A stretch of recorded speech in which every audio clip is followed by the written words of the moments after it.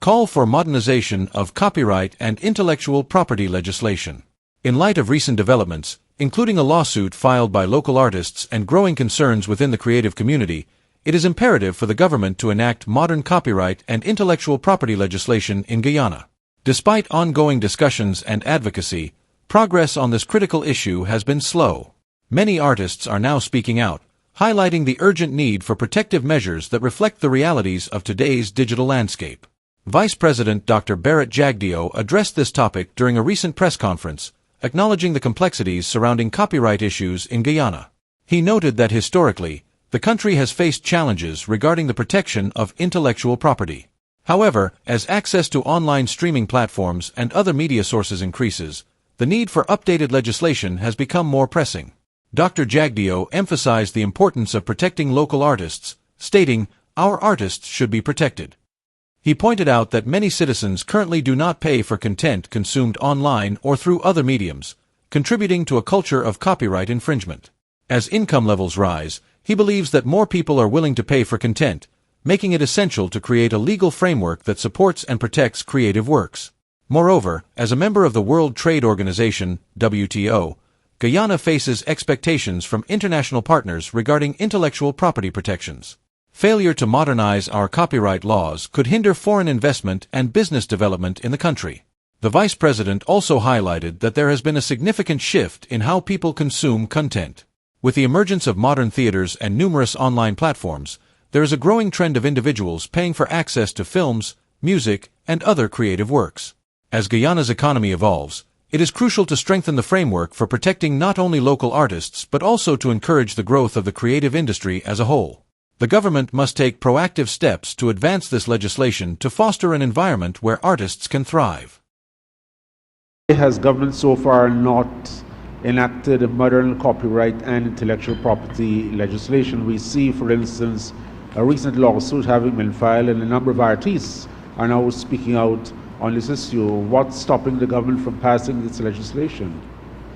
This is an age-old issue that we've been working at for a long time, and it's not as popular as you would think here in Guyana. There's a slew of people who believe that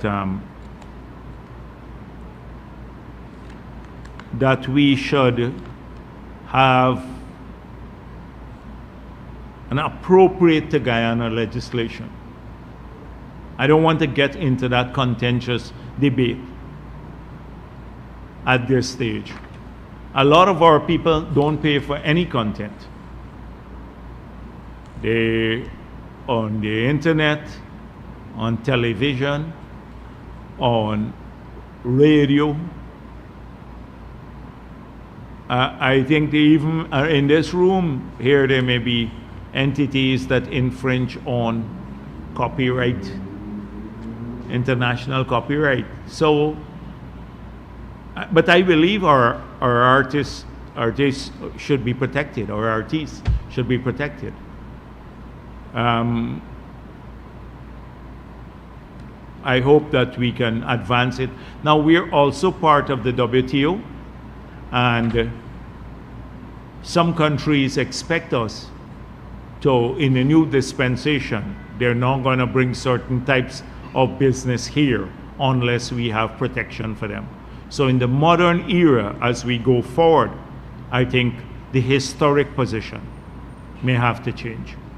Because you recall, one time I had a consultation, a public consultation when I was president, and a ton of people came to the public consultation and said, oh, you're going to shut down all these free video stores that they were getting, like, the movies and stuff. There's one time that was the only way the only entertainment we had, because everybody used to go to one of these stores and buy 6 of the movies for $100 or $200, and there was a big uproar about it. They said, you're going to shut all of this down. What about the tens of thousands of people? And since when the developed world protects our things? They don't. So I think in the modern era now, we may very well have to update that, and people's income levels have grown now. Two income levels have grown, and I think they get their content now from more sources that they can actually pay for. Like the online streaming and stuff like that, they already pay for that. At that time, there was very few online streaming platforms. So your movie is either the theater, and we didn't have theaters at that time, very few theaters, movie theaters. So your movie was a DVD and these pirated cassettes. Now that has evolved. We have modern theaters, we have online streaming platforms. Already a lot of our people pay for that. They would subscribe to like e-network and all of these already. So people have started paying more for content. So I think you should speak with Minister Onesh Waldron about this. I think it's time actually that we start strengthening our platform, because the economy is becoming more modern, and also we need new types of businesses that would demand copyright protection. Yeah, so I think there is time to move. Yeah, you're looking at it from one side, when I'm talking about the protection of local artists and the promotion of their works so that industry grows, whether it be singing, poetry, books, etc. Are you taking that aspect into consideration? Yeah, well, that was the part that we were in favor of, that we said, historically again, that the stores that sell the music in the past on the CDs, that they should not do the local ones, right? And therefore the people must pay for that. So I think all of it, not just even foreign content now, and the local content, the local artists, that we need to evolve the framework to protect them more. So it's not just the local now, which I support strongly. I support protection of local copyright strongly. Historically, I might have had another view, because I think I thought the developed world at that time maybe needs to, we didn't have that, they were not protecting a lot